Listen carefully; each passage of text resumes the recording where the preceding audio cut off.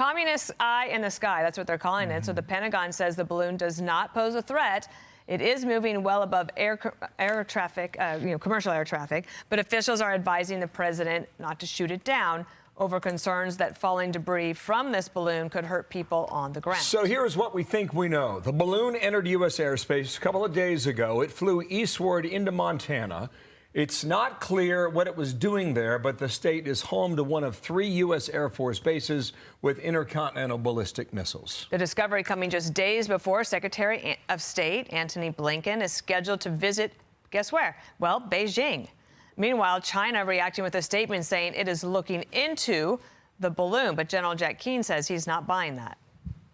What we do know is they've done this before. We know it's a spy balloon. It's going to depart at some time, and we don't want this to happen again, so shoot it down on the way home, over mountains, or when it gets back out at sea. We already know who's spying. To me, it's about deterrence. Chief National Security Correspondent Jennifer Griffin has more from the Pentagon. Jennifer, what do we know this morning? Well, Dana, the Chinese Foreign Ministry just released a statement in which it claimed responsibility for the balloon, claiming it is, quote, a civilian airship used for civilian research, mainly meteorological purposes. In other words, it's a weather balloon. No reaction yet from the Pentagon. This is not the first time Beijing has sent this kind of spy balloon over U.S. territory. They've done so before over Hawaii and Guam.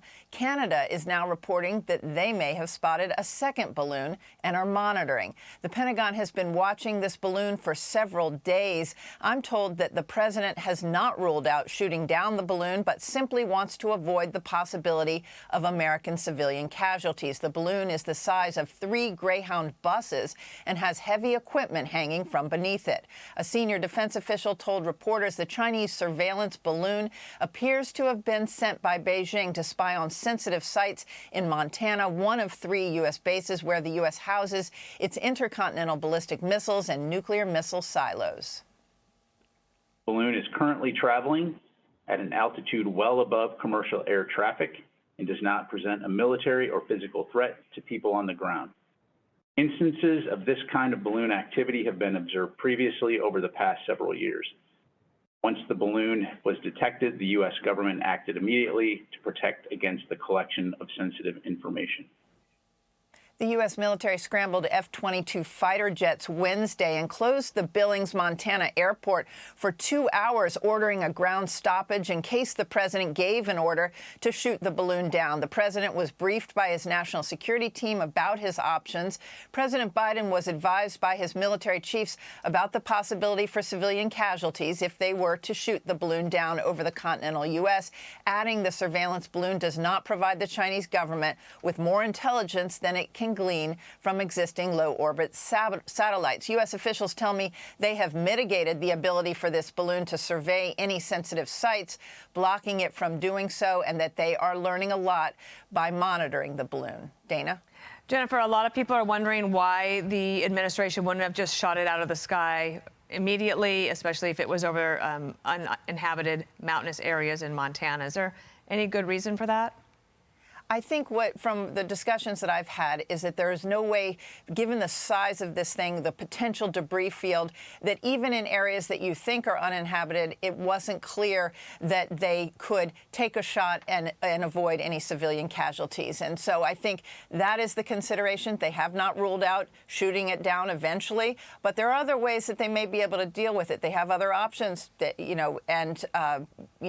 I think it's a wait-and-see moment, and I think there's a feeling that this was sent by China at a sensitive time ahead of Secretary of State Antony Blinken's visit to Beijing. Remember, the defense secretary is out meeting with the Philippines, managed to get 4 new bases that the U.S. is able to use for its military to counter China in the region. And so this is such a thing that most people assume that the Chinese wanted this to be seen. And so the question is really, what intelligence value did it have? Yeah, one more, Jennifer. Says it was flying higher than commercial aircraft. So if an airplane flies at 35,000 feet, what is this?